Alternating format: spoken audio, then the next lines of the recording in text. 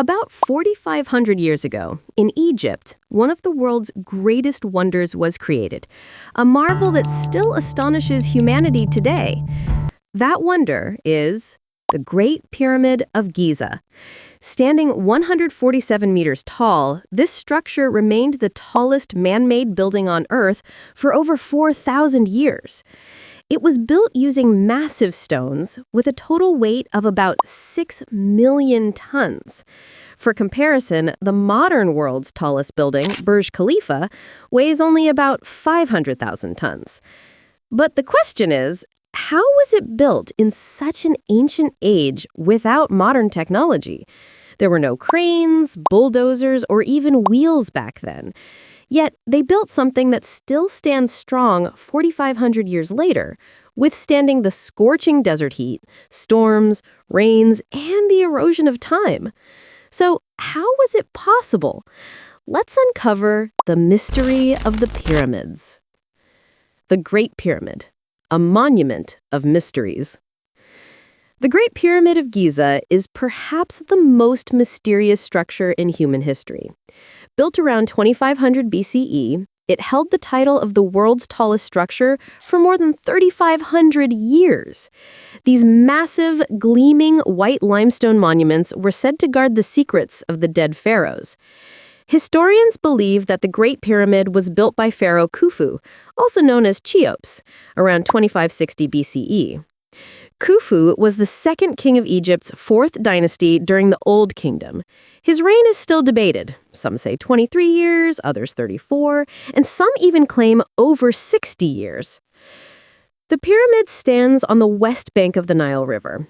The largest one is Khufu's pyramid. Next to it is Khafre's pyramid, built by his son, and the smallest one is Menkaura's pyramid, built by Khafre's son. Besides these three, the Giza complex also includes the Great Sphinx, smaller tombs, and many minor pyramids. In total, archaeologists have found the remains of about 118 pyramids, most of which are now damaged. The best preserved among them are these three colossal pyramids of Giza. Why were they built? The purpose was one, as tombs. The ancient Egyptians believed that life did not end with death. After death, the soul traveled to the underworld, where the gods judged it. Those with pure souls earned eternal life.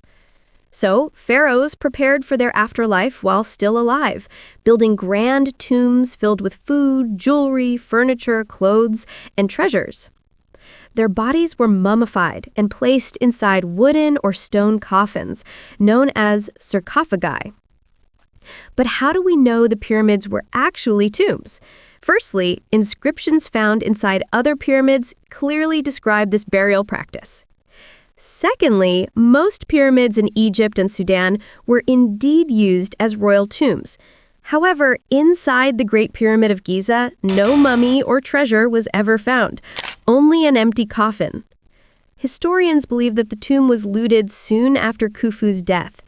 Because of this lack of evidence, countless conspiracy theories have emerged. Some claim the pyramid was a power plant that generated electricity. Others say the Egyptians already had light bulbs and electricity. And some even believe Joseph built them as grain storages. But historians today almost unanimously agree the Great Pyramid was a royal tomb. How was it built? This 147-meter-tall structure was made using stones weighing between 2.5 and 80 tons each. Yet at that time, people had no wheeled carts and no iron tools. Still, they completed the project in just 20 years. Many people think the pyramids were built by slaves. But archaeological evidence shows otherwise.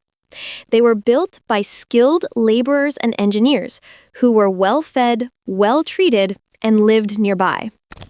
Farmers also joined in to help during the agricultural off-season.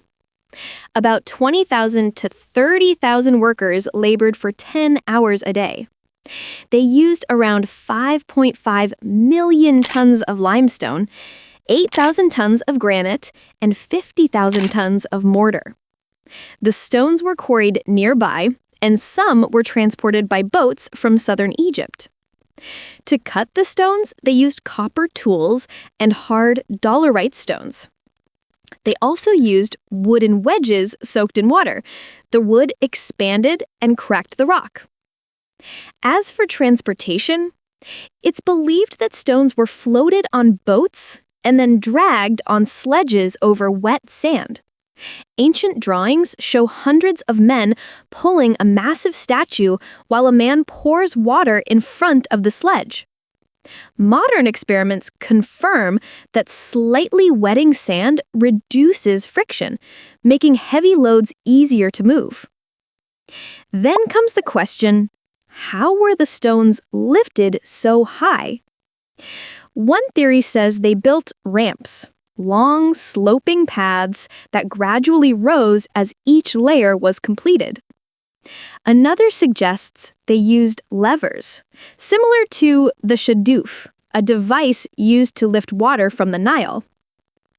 The pyramid still stands today because the lower layers were built without mortar, while the upper layers used a special type of mortar, the chemical composition of which remains a mystery even today.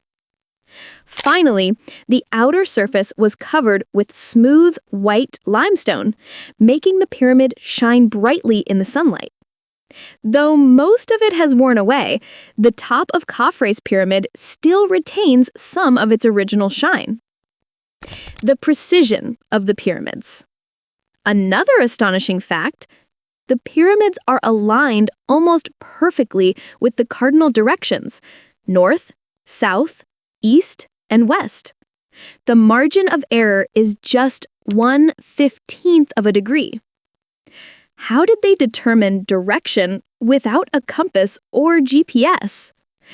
Researchers believe they observed the autumn equinox, when day and night are equal and shadows fall directly east-west. Or they might have used the stars to determine orientation. In 1989, researcher Robert Bauval proposed that the three pyramids align with the three stars of Orion's belt. Later studies showed the match wasn't exact because the positions of stars shift slightly over thousands of years. This shows how, in the absence of clear evidence, humans often create stories of their own. Some even claim it was built by aliens. But the truth is, it is the result of human intelligence, perseverance, and unity. And so, even today, the Great Pyramid of Giza reminds us, when humans work together, nothing is impossible.